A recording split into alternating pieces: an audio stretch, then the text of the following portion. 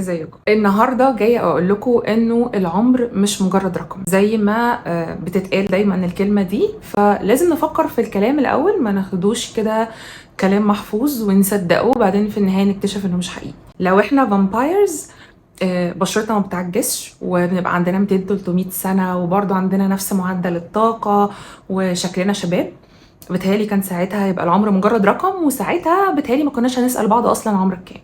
لكن بما انه ده ما بيحصلش يبقى العمر مش مجرد رقم ولازم نستغله صح. تعالوا بقى اقول لكم نستغله صح ازاي. تاكله مشبك. يوم الجمعه من الايام العزيزه على قلبي قوي لاسباب من ضمنها ان انا باكل اللي انا عايزاه. بعيدا عن المشبك، كلامي النهارده ما فيهوش اي نوع من انواع الاحباط، ولكن انا مع التفاؤل الواقعي مش التفاؤل الوهمي، لان احنا لو تفائلنا تفاؤل وهمي هنيجي عند سن معين وقت معين هنلاقي ان احنا كنا غلطانين وقت لا ينفع الندم. ده ما يمنعش برضو ان كل عمر ليه جماله وليه مميزاته. يعني الشباب بنبقى شكلنا احلى فيه، ولكن برضو بيبقى على قد مستوى الطاقة بتاعتنا، على قد الصراعات اللي بناخدها في الحياة، على قد ان دماغنا ما تكونش مريحانا، ما بنكونش متصالحين مع نفسنا اكتر. وده ما بيحصلش لما بنكبر في السن، بيكون عندنا حكمة اكتر. طبعا انا بتكلم عن المعظم مش عن الكل، او عن حالات كتير مش عن الكل. بيكون عندنا حكمة أكتر، بيكون عندنا تصالح مع نفسنا أكتر، بنكون عارفين إحنا مين أكتر. وعلى فكرة ده أصلا نص صراعنا في الدنيا، إن إحنا بنبقى مشتتين، عندنا صراعات كتير في دماغنا، ما بنكونش عارفين إحنا عايزين إيه، ما بنكونش متصالحين مع نفسنا كفاية. فكل عمر ليه مميزاته، ولكن أنا بتكلم عن إزاي استغل عمري ده عشان لما أوصل إن شاء الله للمرحلة دي أكون بالحكمة دي وأكون بالرضا ده، ما أكونش ندمان على أيام الشباب اللي أنا ضيعتها. نبدأ ونقول أول حاجة المفروض نبقى مقتنعين بيها جدا ونعملها جدا في فترة شبابنا عشان ما نندمش بعدين، إنه أنا بعمل اللي يريحني أنا مش اللي يريح الناس. كتير مننا بيبقى موجود أو مولود في بيئات بترسم له قالب معين يتحط فيه، ما ينفعش يغير عنه، لأنه لو غير عنه هيدخل في صراعات مع اللي حواليه، فبيحاول يتفادى ده، فبيتحط في القالب ده علشان يبقى شبه اللي حواليه واللي حواليه شبهه، فما يدخلش معاهم في جدال او ما يحسش انه مختلف، او الناس ما تبصلوش بصة المختلف، وهو يبقى مش مستريح مع اللي حواليه واللي حواليه يبقوا مش مستريحين معاه. فبنتفادى ده كله ونحط نفسنا في القالب اللي اهلنا او بيئتنا رسمته لنا وبنفضل عايشين فيه. ناس كتيرة جدا جدا جدا، وانا عارفة انا بقول لكم ايه، عايشين في القالب ده، عايشين في القالب المصمم ليهم. طبعا انا بتكلم عن جميع البيئات بجميع اختلافاتها، غالبا كل اب وام بيبقوا عايزين ابنهم شبههم او بنتهم شبههم. فانا جاي اقول لكم ان انتوا تعملوا اللي يريحكم مش اللي يريح الناس. ممكن جدا تتحطوا في القالب ده وتبسطوا اللي حواليكوا، لكن انتوا بتكونوا تايهين من نفسكم ومش مبسوطين. احلى حاجه في الدنيا ان انا اعيش نفسي، ان انا اعرف انا مين. طول ما انا محطوط في القالب ده انا مش عارف انا مين، انا مش عارف مميزاتي وعيوبي، انا مش عارف ايه الحلو اللي فيا وايه الوحش اللي فيا، ودي مشكله كبيره جدا. لازم ابقى عارفه انا كويسه في ايه ومش كويسه في ايه، انا حتى بغلط في ايه، انا بعمل ايه غلط. انا مش هعرفه غير لما ابقى نفسي، ساعتها هقدر اعرف احط ايدي على المشكله فين، ساعتها هحس اني انا. على فكره لما تجربوا تبقوا نفسكم هتحس ان انتوا كنتوا ساجنين نفسكم بايديكم، ساجنين نفسكم في القالب اللي انا بقول لكم عليه ده. طبعا من الذكاء ومن الفطنه ان انا ما اجيش عند حيطه مثلا ناشفه صلبه واروح احاول اكسرها بايدي. من الذكاء ان انا اتعامل برضو مع الموقف اللي انا فيه، يعني احاول ان انا برضو اتأقلم مع البيئة اللي انا فيها بشكل ما، يعني ما بقاش اكستريم قوي.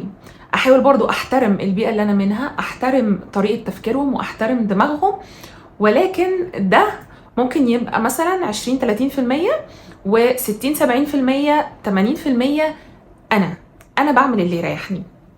في جانب بحترم فيه ثقافتي وبيئتي وكل الكلام ده، وفي جانب اكبر بكتير انا بعمل اللي يريحني، ببقى انا. زي ما قلت لكم ممكن اكون لما ابقى انا هعمل حاجات غلط، بس طب ما هو القالب اللي انا محطوط فيه برضو بيعمل حاجات غلط، بس هو عشان زي اللي حواليا فانا بالنسبه لهم عادي وهم بالنسبه لهم اللي انا بعمله عادي.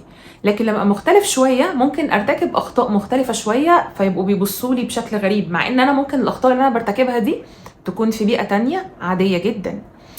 بس زي ما قلت لكم كده، لما انا ابقى نفسي هعرف ايه الاخطاء بقى اللي انا مرضاش على نفسي، هعرف ايه الاخطاء اللي مثلا انا مش عايزه اعملها علشان نفسي وعشان ربنا. لما ببقى نفسي، حتى لما بعمل حاجه غلط بيجي لي احساس بالذنب عشان مثلا عملت حاجه غلط، فيا رب سامحني، او بيبقى عندي احساس بالذنب، او انا مكسوف من ربنا مش مكسوف من الناس. بتفرق كتير، بتفرق كتير جدا لما نكون مكسوفين من ربنا، او لما نكون زعلانين ان احنا بنعمل حاجه غلط مثلا قدام ربنا. ده بيساعدنا ان احنا نتغير. بتفرق كتير لما نكون حاسين ان احنا متضايقين ان احنا عاملين كذا عشان الناس بصين لنا كذا، هنفضل نعملها في الخفا، هنفضل نعملها هربانين منهم. لكن لما نكون عندنا ضمير تجاه اللي خلقنا، ساعتها ممكن يبقى في تغيير الاحسن. عارفه انه كلام عميق شويه، ولكن بجد لو استوعبناه والله العظيم فعلا حياتنا هتبقى احسن، هنحس ان احنا لقينا نفسنا وفعلا هتغير الاحسن مع الوقت. تاني حاجة لازم نحافظ عليها أو نهتم بيها هي المحيط بتاعنا. في إيه؟ في مين؟ القليل من الناس الهاي كواليتي أفضل بكتير قوي من الكثير من الناس اللو كواليتي. يعني إيه؟ يعني إن إحنا دايما نحاول إن المحيط بتاعنا يكون فيه أفضل ناس نقدر إن إحنا نعاشرهم. يعني مش أي حد بيدخل، مش أي حد كده موجود في حياتنا. مش نفرح باللمة والعدد الكبير وفيهم ناس كتير حقدة كارهة بتعطلنا، بتحبطنا، بتتريق علينا، بنحس ان احنا مش مستريحين وسطهم، بنخلص القعدة او بنخلص اليوم نحس ان احنا مستهلكين او مشتتين عن اهدافنا. دايما الناس الكويسة هتحس وسطهم ان انت مركز اكتر او انت مركزة اكتر على اهدافك، مش مشتتة وقاعدة عمالة تفكري في الموقف السخيفة اللي حطوكي فيها مثلا، او الكلام السخيف اللي سمعتيه منهم. مش بقول ان احنا نعيش وسط ملايكة، انا مش ملاك وانتي مش ملاك، انا بغلط وانتي بتغلطي واكيد اللي حوالينا هيغلطوا برضو.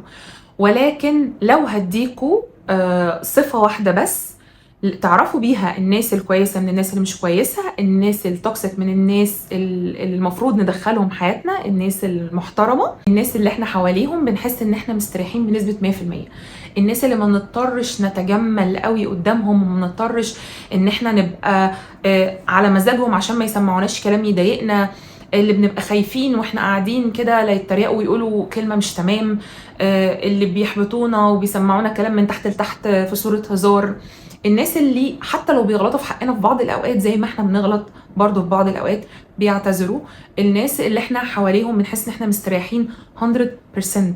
الناس دي هي اللي انا بتكلم عنها، ودي اكتر علامه ممكن تلاقوها في الشخص او في الاشخاص دي، في الاشخاص اللي المفروض تدخلوهم حياتكم ان انتم مستريحين وسطهم. تالت حاجة البالانس أو الاتزان ما بين حياتنا العملية والشغل وحياتنا الشخصية والاجتماعية والعاطفية.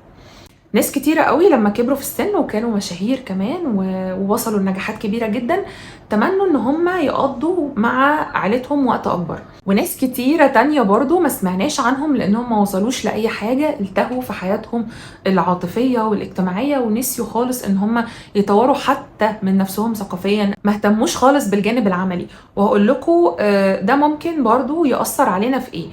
طبعا الجانب العملي مش ضروري ان كل مثلا اللي بتسمعني ستات، مش ضروري انا بتكلم عن الشغل، ممكن بس في اني اطور من نفسي، اقرا، اطلع على حاجات جديده، اخلق لنفسي حياه بعيده عن الناس التانية، بعيده عن الحياه الاجتماعيه بتاعتي اللي هي بيتي، ولادي، اخواتي، اهلي، ايا يكن، شريك الحياه اللي هي الحياه بتاعتي انا. في ناس كتيره ما اهتمتش بيها، وده ليه عيوب وده ليه عيوب. يعني اللي اهتم بس بالشغل او اللي اهتمت بس بالشغل، فبتيجي عند سن معين وقت معين بتبقى عايزه اسره حواليها، بتبقى عايزه ناس حواليها، بترجع تندم انها ما قوتش مثلا علاقتها باهلها كفايه، باخواتها كفايه، ما عملتش حياه اجتماعيه كفايه. وطبعا الجانب التاني بقى واللي هو الاكتر، الناس اللي بتلتهي بقى في الحياه الاسريه والاجتماعيه والعاطفيه وكل ده، بنيجي عند سن معين ووقت معين الناس بتقعد تتصفى من حوالينا. يعني حتى ولادنا، انا عارفه ان ولادي مش هيفضلوا حواليا طول العمر، ولو فضلوا حواليا بنسبه قد ايه؟ بفكر ساعات لو ولادي مثلا اتجوزوا وخلفوا وجولي مره مرتين ثلاثه يا ستي في الاسبوع وقعدوا معايا فيهم، هيقعدوا معايا قد ايه؟ لازم تبقى عندي حياة خاصة بيا، لازم يبقى عندي نشاطاتي أنا الخاصة، لازم يبقى عندي حياتي أنا الخاصة، كاريري أنا الخاص اللي أنشغل فيه لما الناس تبتدي تقل من حواليا. كتير ناس بتهمل الجانب ده وتفضل بعد كده متعلقة بولادها، وفي ستات كتيرة قوي لما بتكبر بتعمل لولادها مشاكل بسبب ان هي مش مقتنعة انه خلاص هم ليهم حياتهم الخاصة. فنحاول ان احنا نعمل بالانس ما بين شغلنا وكاريرنا او حياتنا احنا اللي فيها اهتماماتنا احنا الشخصيه لوحدنا، وما بين بقى الحياه الاجتماعيه بتاعتنا والعاطفيه والاسريه والصحبه والخروجات والكلام ده كله. فالبالانس مهم جدا. رابع حاجه انه تهتمي باكتر مكان هتعيشي فيه طول حياتك، المكان اللي عمره ما هيفرقك ولا هتفرقيه. جسمك هو المكان اللي هتفضلي عايشة فيه معززة مكرمة لآخر يوم في عمرك. فلو أهملتيه من دلوقتي هيبتدي مع الوقت يبان عليكي ان انتي صحتك تعبانة، ان انتي شكلك متغير، شكلك هيتغير اسرع طبعا من الشخص او من الانسان المهتمة بنفسها، مهتمة بشكلها، مهتمة بجلدها من سكين كير يعني، مهتمة برياضتها، مهتمة بأكلها الصحي.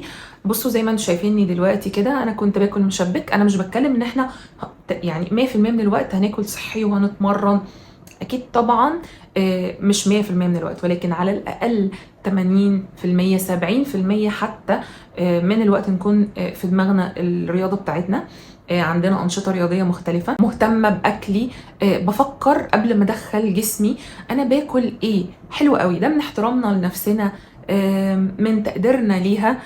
وصدقيني اي حاجه بنعملها دلوقتي بعد 10 20 30 سنه هنقعد نلم في المحصول اللي احنا عملناه. لو اهملنا هنلم محصول الاهمال، ولو اهتمينا هنلم محصول الاهتمام. فما تنسيش نفسك، مهما كنتي بتحبي اللي حواليكي ومهما كانوا اللي حواليكي غاليين عندك، برضو نفسك مهمة. ما بقولش ان نفسك الاهم على الاطلاق يعني، وكتير زي ما قلت لكم كده مثلا لما بنخلف بنحس ان احنا لا احنا مش اهم ناس في حياتنا، ولكن ده ما يمنعش ان انت برضو مهمة، ان انت برضو في الليستة. انا من الحاجات اللي دايما بعملها انه انا ليا وقتي. انا حتى اقول لكم على حاجه، حتى لما بنجيب مثلا حاجات من السوبر ماركت ما بخليش قوي، ما بعودش ولادي قوي ان طول الوقت يجوا على حاجاتي. بطلب حاجتي حتى لو كلوها بالهنا والشفا، حتى لو اخدوا مني حاجه، وحتى لو كسروا لي حاجه عادي، ولكن بعرفهم ان دي حاجتي، انه عادي كده مش ممتلكاتي طول الوقت تبقى متاحه. يعني في ناس بالنسبه لهم حاجات مامتهم دي هي ملكيتهم هم، مش ملك مامتهم ويستأذنوها عشان ياخدوها. فده برضو من المهم ان انت تبقي عامله حسابك عليه. ده على سبيل المثال طبعا، وقيسي ده بقى على الاهل والاصدقاء وكل حد. فاهتمي بجسمك واهتمي بنفسك على قد ما تقدري. دي اكتر 4 حاجات حقيقي حاسه ان هم هيفرقوا جدا مع اي حد، علشان بعد عمر طويل ان شاء الله وهو كده كبير كده وعجوز يحس انه عمره ما راحش هدر، ما قعدش يقول يا ريت ويا ريت ويا ريت، يا ريتني اهتميت بنفسي كفايه، يا ريتني عملت لنفسي بالانس ما بين شغلي وما بين حياتي الاجتماعيه، يا ريتني كنت انا، يا ريتني طلعت فلان وفلان من حياتي ودخلت فلان وفلان حياتي. عشان ما نقولش يا ريتني، ويا ريت دي اصلا اكتر كلمه مؤلمه في الحياه. حاولوا ان انتوا تهتموا بال4 حاجات اللي انا قلت لكم عليهم دول. اشوفكم ان شاء الله في فيديو جديد على خير. باي باي.